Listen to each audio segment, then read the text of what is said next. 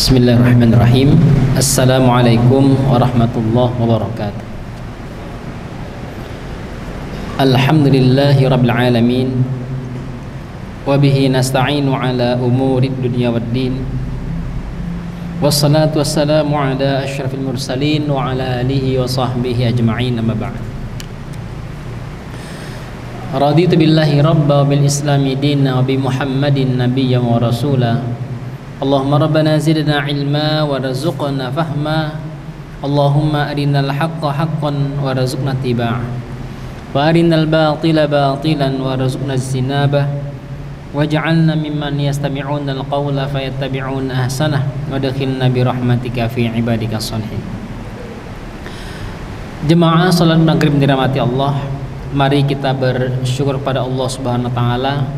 Alhamdulillah, pada malam hari ini Allah mudahkan kita melangkahkan kaki ke rumah Allah ini.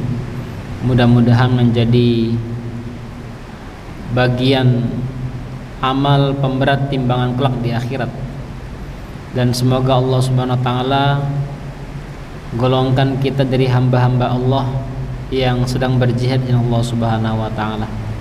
Dan semoga jamaah yang belum bisa hadir Allah rahmati, qabul dalam setiap amal yang soleh dikerjakan. Salat dan salam semoga selalu tercurah kepada baginda Rasul sallallahu alaihi wasallam. Mudah-mudahan kita semua yang hadir pada kesempatan ini dimudahkan Allah, dibimbing Allah untuk terus berupaya menyempurnakan sunnah-sunnah baginda Rasul dalam kehidupan kita. Mudah-mudahan nama-nama kita menjadi bagian dari hamba Allah yang mendapat syafaat dari Rasulullah sallallahu alaihi wasallam. Mengawali kajian pada malam hari ini, sama-sama kita membaca Al-Basmalah. Bismillahirrahmanirrahim. Hadirin sekalian dirahmati Allah SWT, masih dalam pembahasan diat atau ganti rugi. Kerugian atau kehilangan bagian tubuh atau organ tubuh yang dilakukan dengan sengaja, maka di sana akan ada diat atau ganti rugi. Begitu juga ketika kehilangan tersebut dilakukan secara tidak sengaja, tetapi dengan tujuan tertentu, lalu yang kena hal yang tertentu yang lain.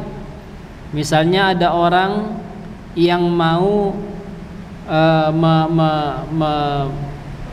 motong jari seseorang, niatnya motong jarinya satu, ternyata yang kepotong 2 atau 3, atau yang terpotong ternyata tangannya, maka di sini disebut dengan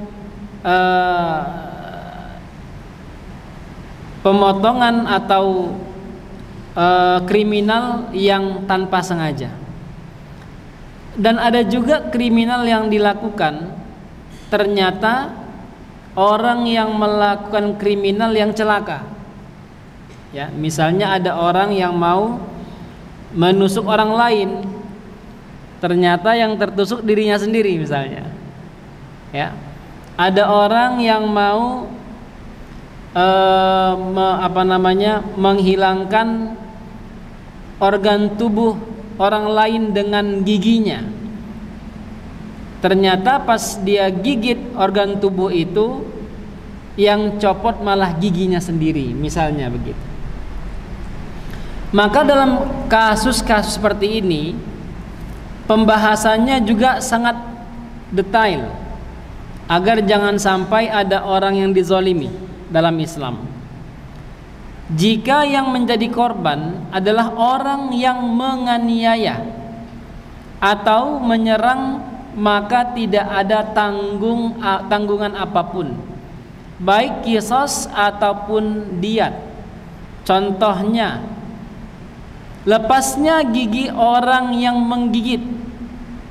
Jika seseorang menggigit, lalu orang yang digigit berusaha melepaskan gigitannya hingga giginya atau gigi yang menggigit lepas, atau janggutnya rontok, maka dia tidak menanggung apapun karena bukan dia yang menyerang. Imam Bukhari dan Muslim meriwayatkan dari Imran bin Husain radhiyallahu anhu bahwa seorang laki-laki menggigit tangan temannya. Temannya itu menarik tangannya hingga 2 gigi depan orang yang menggigit itu lepas. Mereka mengadu kepada Nabi sallallahu alaihi wasallam. Beliau bersabda, menggigit tangan saudara sendiri sama dengan gigitan unta jantan. Engkau tidak menerima diat atau ganti rugi.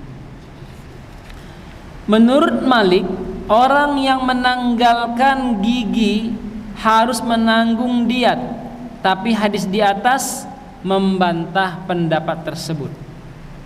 Dan kaidah para ulama mazhab yang 4 dan ulama-ulama yang lainnya adalah jika pendapat mereka berseberangan atau bertentangan dengan hadis baginda sallallahu alaihi wasallam, maka yang benar adalah hadis Rasulullah sallallahu alaihi wasallam. Yang kedua, mengintip bagian dalam rumah orang lain tanpa seizinnya. Orang yang mengintip bagian dalam rumah orang lain melalui lubang dinding atau celah pintu atau lainnya, jika bukan karena kesengajaan maka tidak masalah. Muslim meriwayatkan bahwa Rasulullah sallallahu alaihi wasallam ditanya tentang pandangan spontan. Beliau menjawab, palingkan pandanganmu. Abu Daud dan Tirmizi meriwayatkan bahwa Rasulullah sallallahu alaihi wasallam berkata kepada Ali, la tutbi'in nadharatan nadharah fa inna lakal ula wa laysat lakal akhirah. Jangan terus-menerus memandang. Pandangan pertama dibolehkan untukmu, tapi tidak dengan pandangan berikutnya. Nah, artinya kalau seseorang datang ke rumah orang lain, baiknya tidak melihat dalam rumah orang yang kita datangin, ataupun sengaja lewat, mungkin karena kacanya agak bening, kita pandangin ke dalam rumah itu. Maka harus sebenarnya ini tidak boleh tidak dibenarkan dalam Islam. Begitu juga halnya melihat yang bukan mahram kita, melihat yang bukan orang atau wanita yang menjadi mahram kita atau menjadi istri kita, maka juga hukumnya haram, dengan catatan yang dilihat adalah aurat yang tidak dibenarkan untuk dilihat. Makanya Allah Subhanahu wa taala tegaskan, kullil mu'minina yaghudduna min absarihim wa yahfadzu furujahum. Katakan kepada orang-orang beriman agar mereka menjaga pandangannya dan menjaga kemaluannya. Begitu juga perempuan, wa kullil mu'minati yaghdudna min absarihinna wa yahfadna furujahunna. Dan katakan kepada orang-orang beriman dari kalangan perempuan agar mereka menahan pandangannya dan juga menjaga kemaluannya. Maka jangan ikutin atau terus-menerus memandang. Kalau kita kalau kita nggak sengaja melihat, maka palingkanlah wajah kita ke tempat yang seharusnya diarahkan. Jika sengaja mengintip ke dalam rumah tanpa seizin pemiliknya, maka pemilik rumah boleh menusuk matanya walaupun hingga buta, tanpa harus menanggung apapun. Ahmad dan Nasai meriwayatkan dari Abu Hurairah radhiyallahu anhu bahwa Nabi sallallahu alaihi wasallam bersabda, "Man ittala'a fi baiti qaumin bighairi idznihim fa faqa'u 'ainahu fala diyatalah wala qisasa." Siapa yang melihat ke dalam rumah suatu kaum tanpa seizin mereka, lalu mereka menusuk matanya, maka dia tidak menerima diat dan tidak ada kisos. Beda dengan hukum Indonesia. Udah jelas-jelas laki-laki itu ngintip dari atas tempat dinding itu, lalu sama si perempuan disiram air panas, yang masuk penjara si perempuan. Ya, yang dihukum si perempuan. Si laki-laki yang mengintip bebas untuk melaporkannya.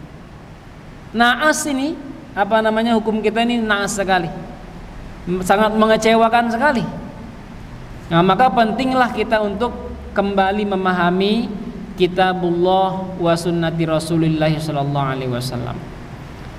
Bukhari dan Muslim juga meriwayatkan dari Abu Hurairah radhiyallahu anhu bahwa Rasulullah sallallahu alaihi wasallam bersabda, "Lau anna rajulan ittala'a 'alaika bighairi idnin fa khadhaftahu bihasatin fa qafa'ta 'ainahu ma kana 'alaika min junahin." Jika seseorang mengintipmu tanpa seizinmu, lalu engkau melemparnya dengan kerikil hingga matanya buta, maka engkau tidak berdosa. Sahal bin Sa'ad radhiyallahu anhu mengisahkan bahwa seorang laki-laki melihat dari lubang pintu rumah Rasulullah sallallahu alaihi wasallam, dan kebetulan Rasulullah sallallahu alaihi wasallam sedang memegang sisir besi yang sedang digunakan untuk merapikan rambutnya.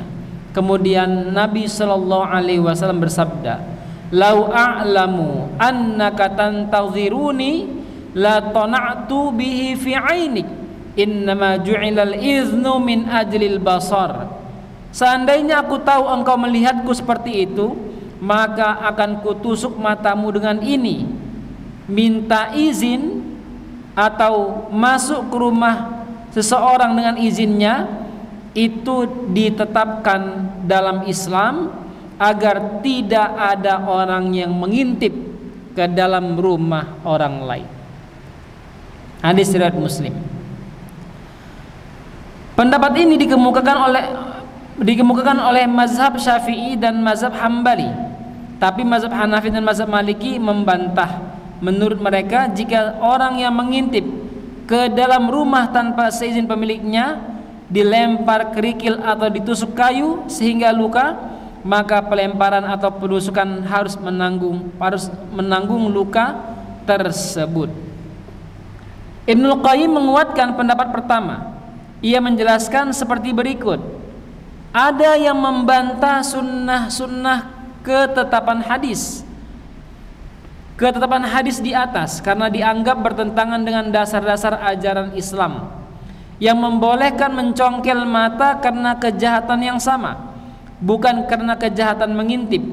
Karena itu, jika seorang melakukan kejahatan lisan, maka lidahnya tidak dapat dipotong. Jika menguping percakapan tanpa seizin pembicara, maka telinganya tidak dapat dipotong. Jawabannya seperti ini: sunnah-sunnah di atas merupakan dasar-dasar ajaran Islam yang sangat agung sehingga pendapat yang menyalahinya dianggap bertentangan dengan dasar-dasar tersebut.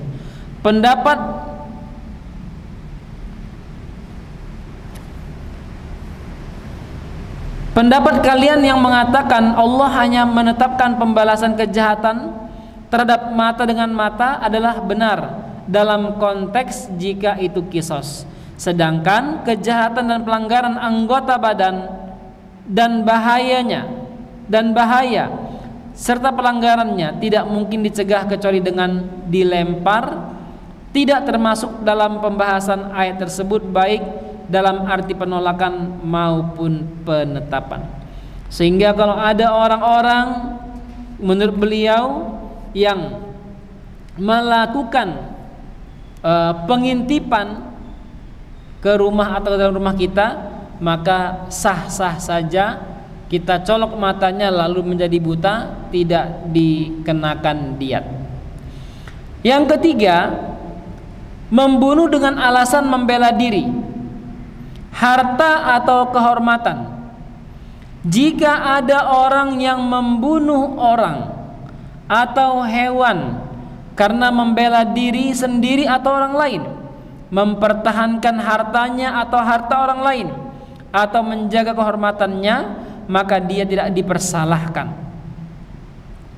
Sebab mencegah bahaya yang mengancam nyawa dan harta adalah wajib, sehingga jika tidak dapat dihindari kecuali dengan membunuh si pengancam, maka boleh dilakukan. Karena itu dia boleh membunuhnya tanpa harus menanggung apapun, baik diat ataupun kisos. Imam Muslim meriwayatkan dari Abu Hurairah radhiyallahu anhu bahwa seorang laki-laki menemui Rasulullah sallallahu alaihi wasallam seraya bertanya, "Wahai Rasulullah, bagaimana menurutmu jika ada orang yang mau merampas hartaku?" Rasulullah SAW menjawab, "Jangan berikan hartamu kepadanya." Lelaki itu bertanya lagi, "Bagaimana menurutmu ya wahai Rasulullah jika orang itu menyerangku?" Rasulullah SAW menjawab, "Engkau balas menyerangnya." Lelaki itu bertanya lagi, "Bagaimana menurutmu jika dia membunuhku?" Rasulullah SAW menjawab, "Engkau mati syahid."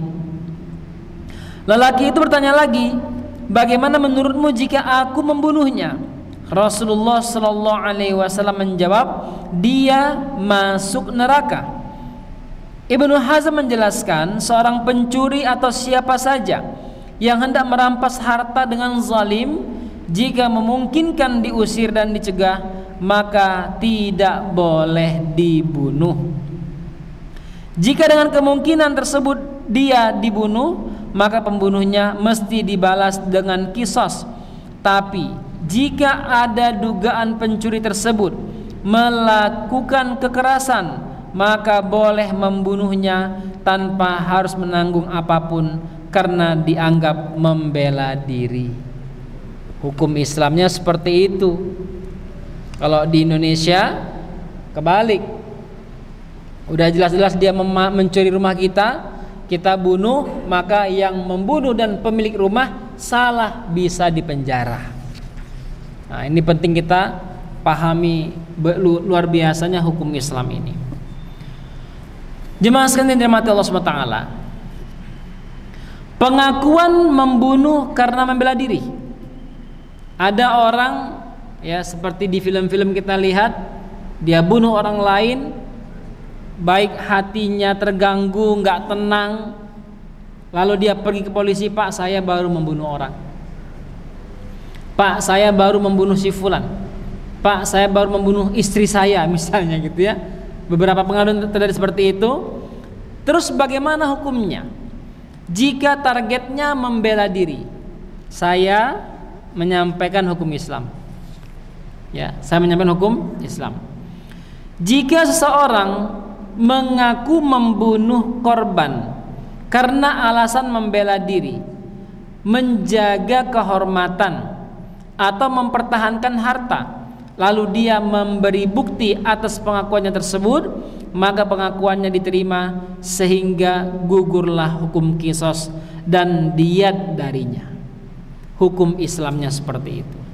Tapi jika tidak memberi bukti, maka pengakuannya tidak diterima dan keputusannya diserahkan kepada wali korban. Wali korban dapat memaafkannya atau menuntut kisos karena asas praduga tak bersalah berlaku pada korban hingga ada bukti yang menunjukkan kesalahannya. Nah, kalau yang pertama tadi, hakim langsung ngasih keputusan, ya udah, karena sudah jelas ini, buktinya udah jelas bahwa dia mencuri, CCTV-nya ada, menyerang ente, lalu ente menjaga diri, menjaga harta, terbunuh gara-gara itu. Maka hakim langsung ngasih keputusan, kamu dibebaskan. Tetapi nggak ada bukti, dia mencuri, mana buktinya? Ya nggak ada. Siapa saksinya? Nggak ada, saya aja. Maka wali korban dipanggil, "Sini Pak, sini Bu, ini dia ngaku seperti ini, tapi nggak ada bukti. Silahkan panjenengan yang yang memberikan keinginannya seperti apa dikisos atau di diat." Maka nanti dipertimbangkan, jika ada arahan-arahan tertentu. Imam Ali radhiyallahu anhu pernah ditanya perihal orang yang mendapati istrinya berselingkuh dengan lelaki lain lalu membunuh keduanya. Ya, di Indonesia ada nggak Pak? Banyak.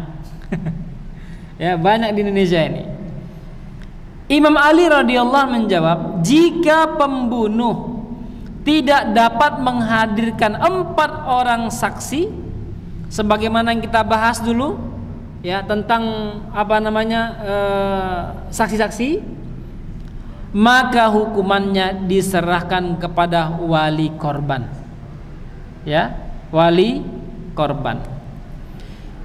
Jika pembunuh tidak dapat memberi bukti, tapi wali korban mengakui bahwa pembunuhan tersebut dilakukan untuk membela diri, maka pembunuh tidak menanggung apapun dan gugurlah tuntutan kisos dan diat darinya.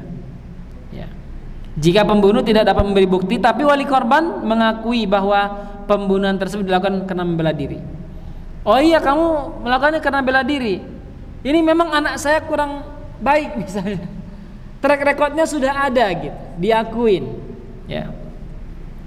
Sa'id bin Mansur meriwayatkan dalam As-Sunnah bahwa ketika Umar bin Khattab radhiyallahu anhu sedang makan siang, seorang laki-laki datang berlari-lari ke arahnya dengan membawa pedang yang masih berlumuran darah.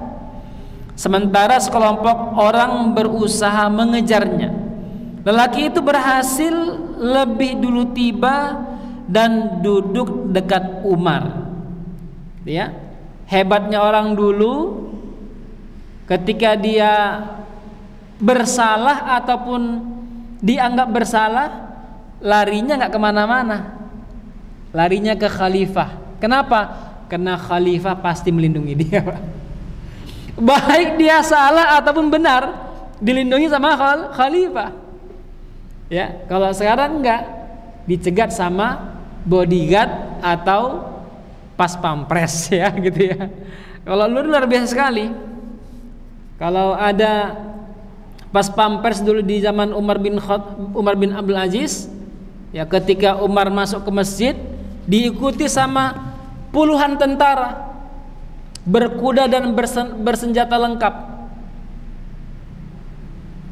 Sampai masjid, Umar bin Abdul Aziz masuk lalu ditungguin sama tentara. Umar bin Abdul Aziz merasa risih, Pak.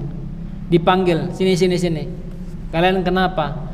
Ini adalah protokoler khalifah. Oh enggak, kalian pulang aja deh ke rumah. Pokoknya kalian masih pegawai kerajaan, tapi kalian buat agenda lain, nggak usah dijagain saya, ya. Sehingga apa? Orang-orang bebas bertemu khalifah. Sekarang jadi presiden tuh eksklusif, jadi pejabat eksklusif. Kenapa? Harus dijaga bodyguard. Ya, walaupun dari sisi yang lain ada kebaikannya juga, tapi gambarannya begitu jauh daripada khalifah kaum muslimin yang ada di zaman dahulu. Kita lanjut Bapak Ibu. Lelaki itu berhasil lebih dulu tiba dan duduk di dekat Umar. Lalu disusul oleh para pengejarnya. Mereka langsung mengadu, "Wahai Amirul Mukminin, orang ini telah membunuh seorang keluarga kami." Gitu ya. Jadi mereka sangat menghormati khalifah. Bisa saja mereka gebukin dulu, baru bilang, "Pak Presiden ini tadi macam-macam dia." Bisa, tapi enggak. Mereka menghormati khalifah.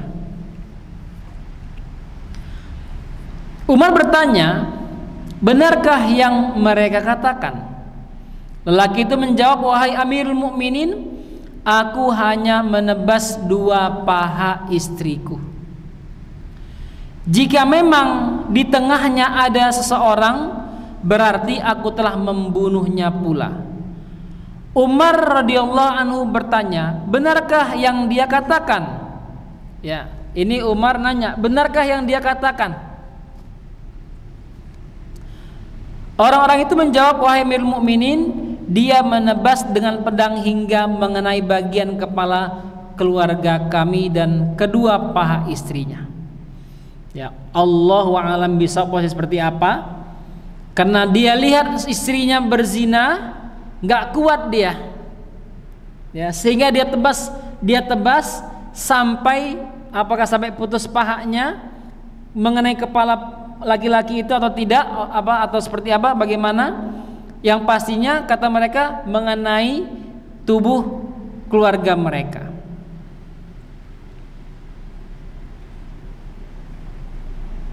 Mendengar hal itu, Umar radhiyallahu anhu segera mengambil pedang dan menghunuskannya, lalu menyerahkannya kepada lelaki itu dan berkata, jika mereka mengulanginya lagi, maka lakukanlah hal yang sama.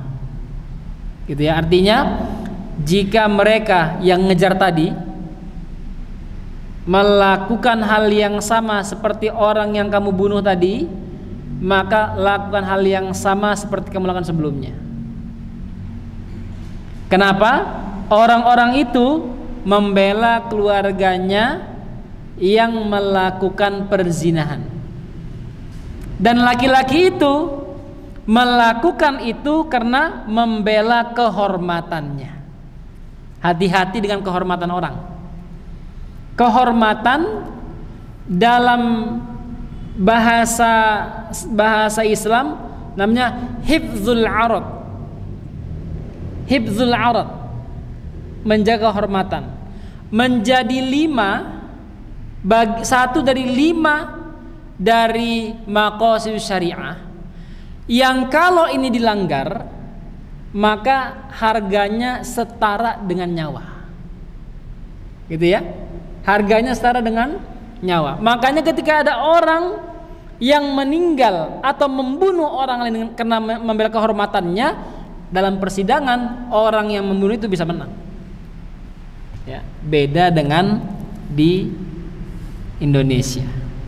Ya, banyak celah untuk menyalahkan orang yang benar dan membenarkan orang yang salah.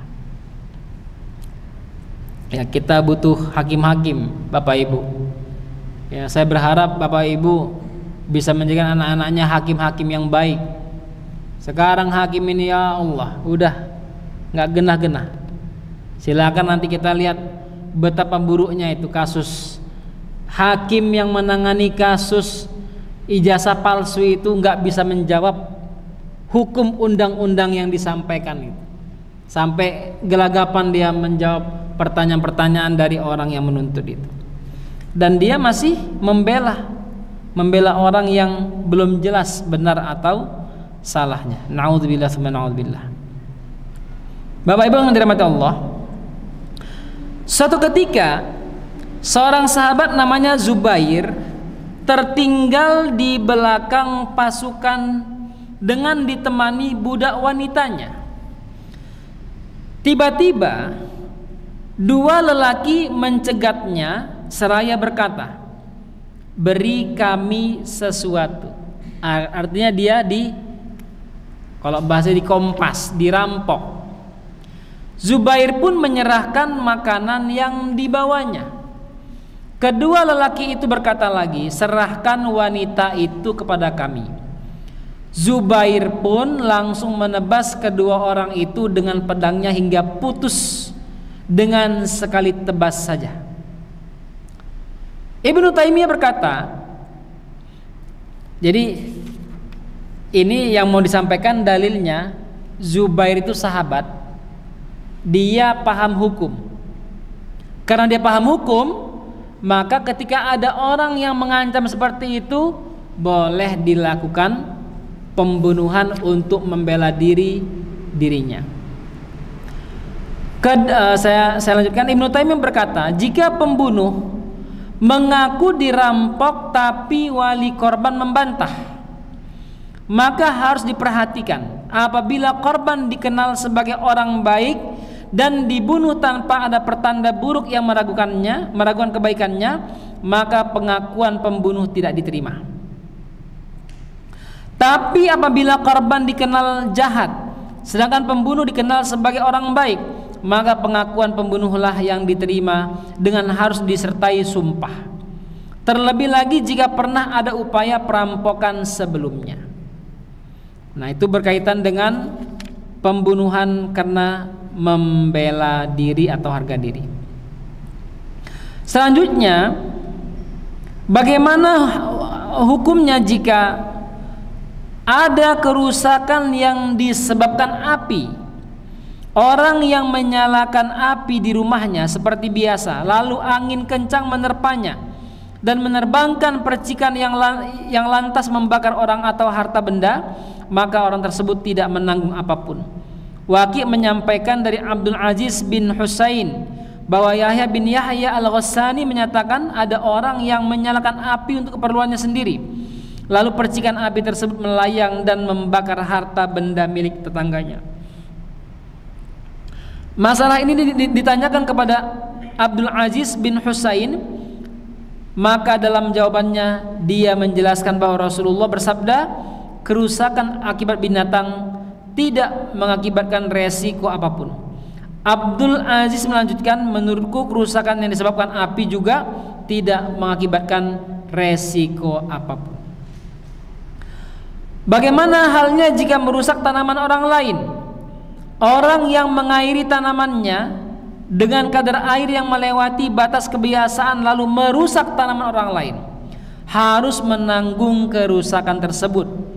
Jika air melimpah dari tempat yang tidak diketahuinya, maka dia tidak menanggung apapun karena itu bukan akibat kelalaiannya.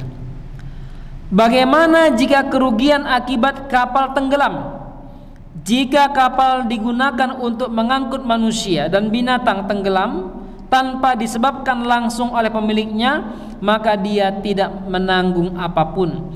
Tapi jika tenggelam akibat kesalahannya, maka dia harus menanggung kerugiannya. Misalnya terjadi angin kencang di atas menyebabkan rusak baling-baling pesawat. Kalau kita ambil hukumnya, maka pemilik pesawat tidak harus mengganti rugi.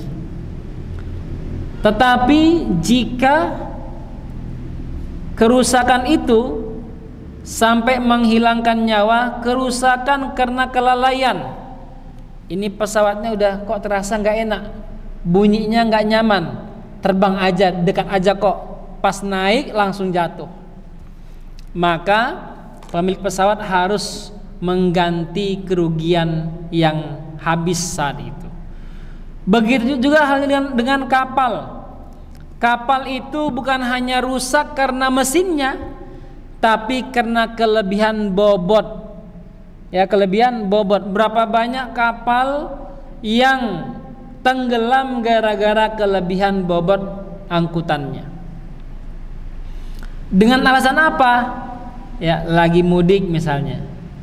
Ya, ayo Pak, ayo, insyaallah aman, insyaallah apa aman.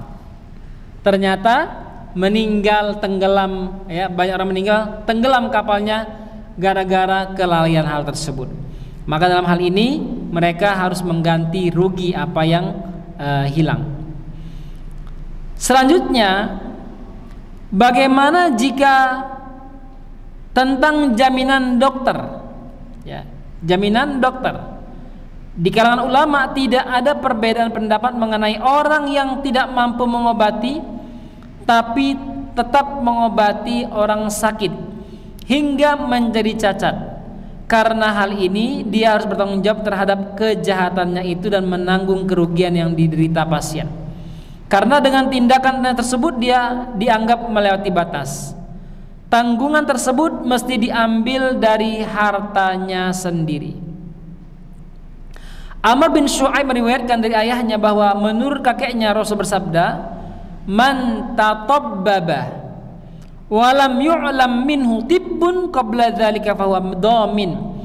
Siapa yang mengobati padahal sebelumnya tidak dikenal mampu mengobati, maka dia mesti menanggung akibatnya. Ya, ini kalau bahasa lainnya malpraktek. ya, mal praktek. Ustadz tiba-tiba jadi jadi apa, Pak? Jadi tukang pengobatan, Pak. Ya. Ayo sini bawa airnya sini, tak. Minum ini insya Allah sehat, gitu ya. Insya Allah. Kemudian baru baca hadis, ada bekam, ada dan lain sebagainya. Wah, ini sunnah, ini bekam nih sunnah. Padahal di sana ada ilmunya. Lalu bekam orang, tiba-tiba yang dibekam kejang-kejang meninggal, Pak. Ya, maka dia harus nanggung itu, Pak. Ini bukan berarti saya takut-takutin loh nih ya. Yang mau saya sampaikan pakai ilmu, semuanya harus pakai ilmu. Abdul Aziz bin Umar bin Abdul Aziz menuturkan, aku diberitahu oleh sekelompok orang yang datang menemui ayahku bahwa Rasulullah sabda, orang yang melakukan praktek pengobatan padahal sebelumnya tidak dikenal mampu mengobati, lalu pasiennya semakin parah, maka dia harus bertanggung jawab. Jika kesalahan tersebut dilakukan oleh seorang dokter yang benar-benar menguasai pengobatan, maka para ulama berpendapat dia harus menanggung diat yang dibebankan kepada keluarganya. Demikian pendapat kebanyakan para ulama, tapi ada juga yang mengatakan diat diambil dari hartanya pribadi. Penetapan jaminan ini sebagai upaya untuk menjaga nyawa, mengingatkan dokter agar kewajibannya dan agar berhati-hati dalam menjalankan profesinya yang sangat terkait dengan kelangsungan hidup orang banyak. Walaupun akhirnya rumah sakit dan dokter-dokter tersebut nggak jarang pakai pelindung. Apa pelindungnya? Surat pernyataan. Surat pernyataan. Jika terjadi ini, maka keluarga pasien yang menanggungnya. Yang ngobatin siapa? Dokter. Yang nanggung siapa? Keluarga pasien. Gitu ya. Jadi kalau ketinggalan itu seperti banyak kasus itu ya, ketinggalan gunting di perut, lalu jadi problem, dokter itu hanya apa? Hanya beroperasi lalu keluarkan itu gunting, selesai. Gitu ya. Padahal kalau kita merujuk pada di sini, maka penting untuk orang tersebut harus membayar diat. Walau demikian, ya kita harus yakin bahwa mustahil itu dilakukan sengaja. Kalau dilakukan dengan sengaja, maka bisa dilihat track record. Misalnya ada dokter yang diminta untuk membunuh pasien misalnya. Pokoknya dia harus mati di tanganmu. Bayar 5M. Ya Pak ya. Harusnya yang dikasih obat A, ternyata yang disuntikkan obat B, yaitu obat penghilang nyawa seorang. Maka track recordnya bisa dilihat nanti. Bisa dilihat. Ini dia mati kenapa? Dilihat ternyata ada racun yang disuntikkan dalam tubuhnya. Siapa yang menyuntik, kena track recordnya. Di situ baru dia akan dihukum. Nah begitu. Kecuali satu rumah sakit sudah sepakat untuk diam akan kasus tersebut. Begitu Bapak Ibu. Sebelum saya lanjut, mungkin ada beberapa hal yang mau ditanyakan, dipersilakan.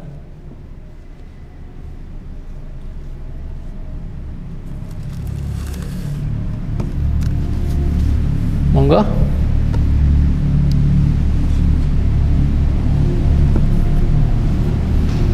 Baik, mungkin sudah jelas ya. Saya lanjutkan. Bagaimana hukumnya jika seseorang yang merobek kemaluan istrinya? Ya, apakah karena dendam, benci, buruk sangka, cemburu dan lain sebagainya?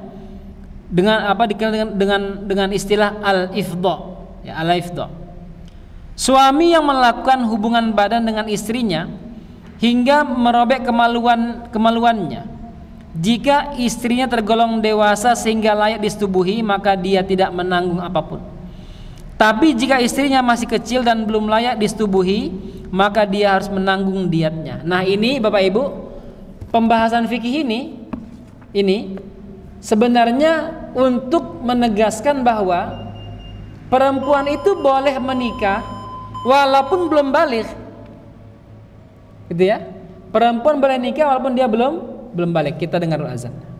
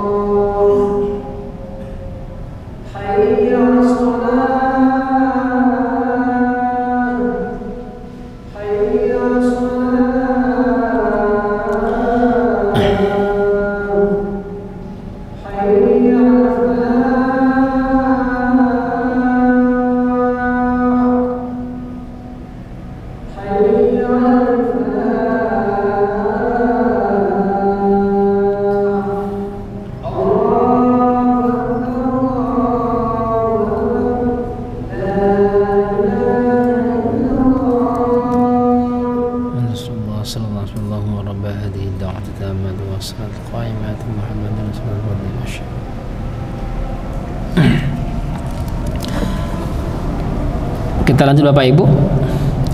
Saya ulangin bahwa suami yang melakukan hubungan badan dengan istrinya sehingga merobek kemaluannya, jika istrinya tergolong dewasa sehingga layak disetubuhi, maka dia tidak menanggung apapun. Tapi jika istrinya masih kecil dan belum layak disetubuhi, maka dia harus menanggung diatnya.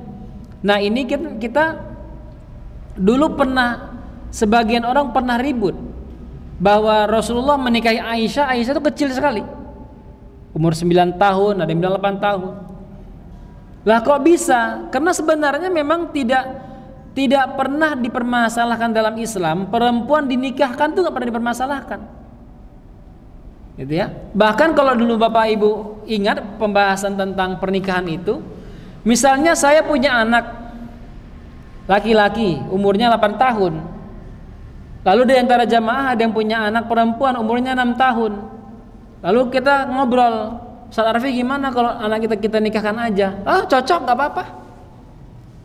Nah, maka dinikahkan nggak apa-apa, Pak. Ya, mereka dinikahkan karena masih kecil, dikontrol orang tua. Ya, dibuat satu kamar mereka mau tidur bareng tidak tidur bareng karena masih kecil nggak apa-apa. Itu. Tapi memang kenapa hari ini frame-nya harus balik?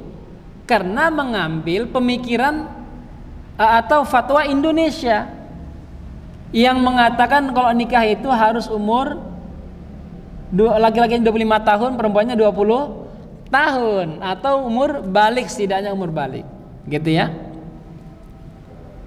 Kita lanjutkan.